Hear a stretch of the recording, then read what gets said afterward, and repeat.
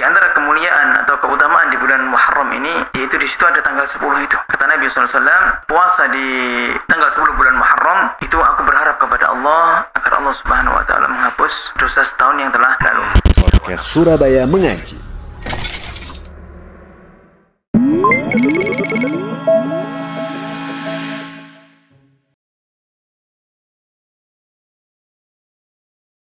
Bismillah, Assalamualaikum warahmatullahi wabarakatuh. Alhamdulillah, wassalatu wassalamu ala rasulillah. Pemirsa sekalian, selamat datang kembali di podcast Surabaya Mengaji. Di podcast ini kita akan membahas seputar tema-tema menarik yang dikemas dan dibahas melalui dari pandangan sisi syar'i atau pandangan Islam. Di episode kali ini bersama guru kita yaitu Ustadz Fajar. Kita sapa terlebih dahulu beliaunya. Assalamualaikum Ustadz. Waalaikumsalam warahmatullahi wabarakatuh. Sehat Ustadz, antum? Alhamdulillah. Alhamdulillah. Saya juga ya. Alhamdulillah Ustadz. Baik teman-teman sekalian, kita akan membahas seputar momen Asyura. Jadi Ustadz, kita berada di bulan Muharram, salah satu bulan yang dimuliakan oleh Allah SWT. Dan di situ ada tanggal 10 Muharram Ustadz, yang mana dinamakan Hari Asyura. Nah, Hari Asyura ini banyak sekali yang nanti akan kita bahas. Ada juga seputar ibadah-ibadah. Kemudian ada berkaitan dengan sejarah atau kisah kemenangan kebenaran atas kezoliman kisah Nabi Musa alaihissalam dan juga Fir'aun. Nanti akan insya Allah kita akan bahas di podcast kali ini. Namun sebelum kita menuju ke pembahasan detail Ustadz, mungkin bisa dipaparkan terlebih dahulu. Ini Hari Asyura ini 10 Muharram, apa sih keutamaannya dalam Islam ini Ustadz? Nah, bismillah, alhamdulillah, salatu wassalamu ala rasulillah wa ala alihi wa sahbihi wa man wala ba'd. Jadi 10 Muharram ini dalam Islam memiliki keutamaan. Ya, keutamaan yang pertama yaitu keutamaan berdasarkan bulan. Dan bulan Muharram adalah bulan haram. Dan bulan yang paling mulia. Di antara bulan-bulan haram, sebagian ulama khilaf apa mana yang paling mulia. Sebagian mengatakan bulan Dzulhijjah karena ada haji.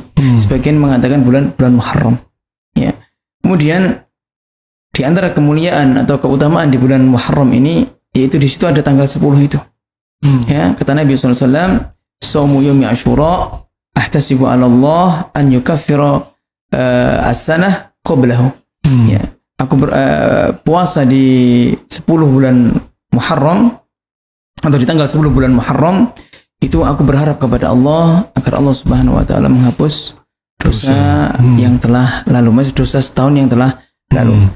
Dan dalam Islam ini bulan Muharram itu awalnya dikisahkan bahwasanya Nabi SAW atau hari Asyura ini dikisahkan bahwasanya Nabi SAW tatkala pergi ke Madinah atau hijrah ke Madinah, beliau melihat orang-orang Yahudi kok berpuasa.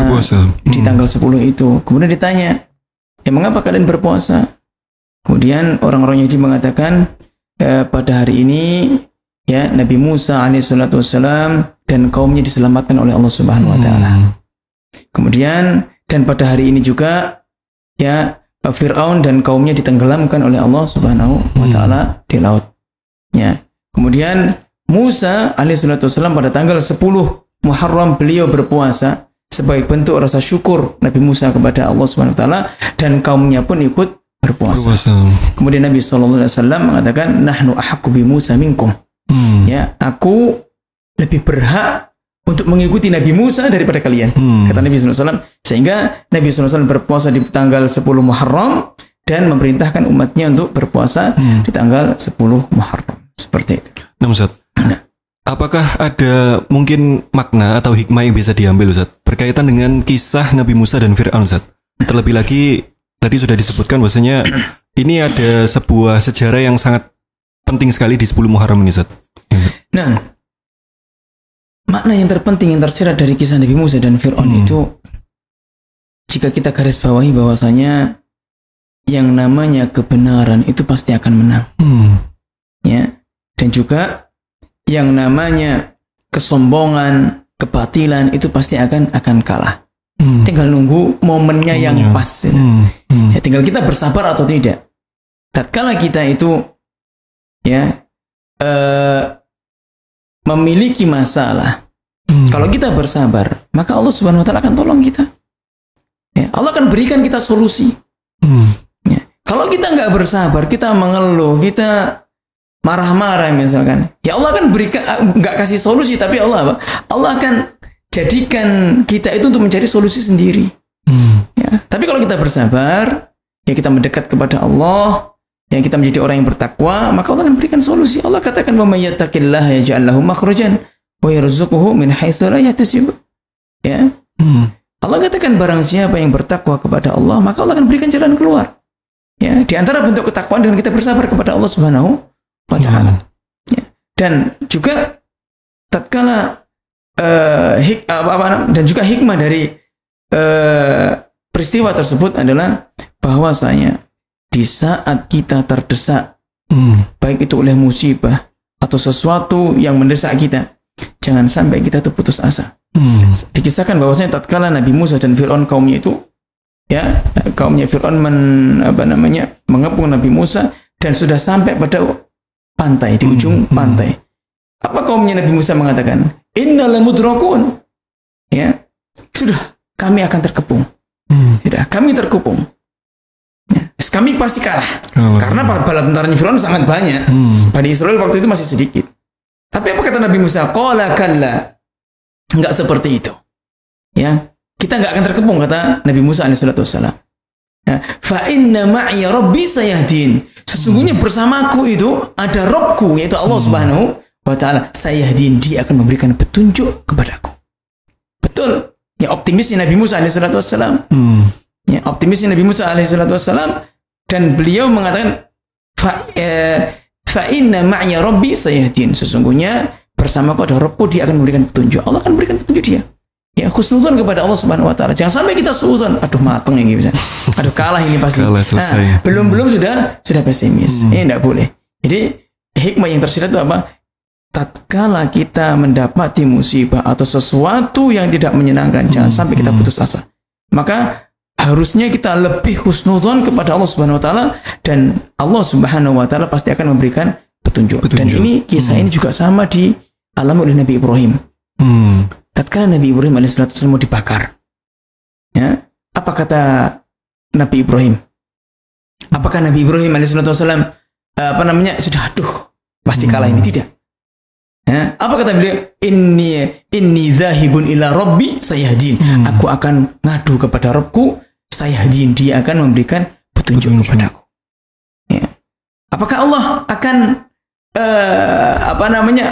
mengirimkan, misalkan kan mau dibakar ya, mengirimkan hujan untuk memadamkan api tersebut? Tidak. Tapi Allah itu adalah Tuhannya siapa? Tuhannya api. Ya, Allah katakan kepada api, ya, Qulna ya naru kuni bardan wa salaman ala Ibrahim. Ya, kami katakan kepada api, ya wahai api, jadilah kau dingin dan selamatkan Ibrahim. Ya, jadi kalau sudah masalah sebesar apapun masalah itu, tatkala kita adukan kepada Rabb yang maha besar, itu akan menjadi kecil. Ya, apapun itu. Ya, jadi jangan sampai kita itu mengeluh, jangan sampai kita itu justru malah berputus asa dari rahmat Allah. Nah, Allah. Baik, Ustaz. Kemudian kita beralih ke pembahasan puasa Asyura, Ustaz. Nah, tadi sudah disampaikan oleh Ustaz bahwasanya sejarahnya sudah disampaikan. Kemudian kita sekarang lebih kepada bagaimana tata cara pelaksanaan yang dicontohkan oleh Nabi, Ustaz. Karena tentu kita semuanya tidak ingin melewatkan amalan ini yang keutamaannya tadi sudah antum sampaikan, misalnya menghapus dosa setahun yang lalu. Nah, ini bagaimana Nabi mencontohkan, Ustaz, terkait amalan ini, Ustaz? Nah, Nabi SAW itu yang pertama beliau mencontohkan puasa di tanggal 10 Muharram itu. Ya, seperti puasa seperti biasanya, sama saja. Akan tapi beliau dalam salah satu hadis beliau mengatakan, la in baqitu ila qabilin la asumanna at-tasi'. Kalau seandainya aku hidup di tahun depan, aku akan berpuasa di tanggal 9-nya. Tujuannya apa? Untuk membedakan puasanya umat Islam, yaitu tanggal 9 dan 10, ya, dan untuk membedakan puasanya orang Yahudi tanggal 10 saja itu.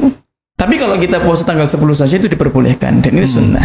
Namun lebih baik kita berpuasa tanggal 9 dan 10. Adapun tanggal 11 itu hadisnya lemah. Ya, jadi tanggal 9, 10, 11 hadisnya kata para ulama lemah. Jadi yang afdol itu tanggal 9 dan tanggal 10. Nah, dan juga ini berkaitan dengan Nabi SAW ini. Nabi SAW itu tidak ingin, ya, beberapa syariatnya itu diakui oleh umat yang lain atau sama dengan umat yang lain. Ya, di antaranya apa? Contohnya yaitu seperti puasa ini. Orang Yahudi puasa tanggal 10, Nabi ingin beda. Tanggal 9 dan 10. Ya.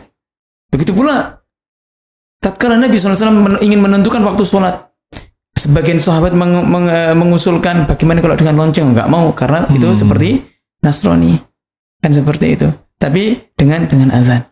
Jadi jangan sampai kita itu ya meniru suatu kaum karena Nabi sendiri itu nggak suka. Sama berkaitan dengan jenggot. Khaliful Yahud wal Majus.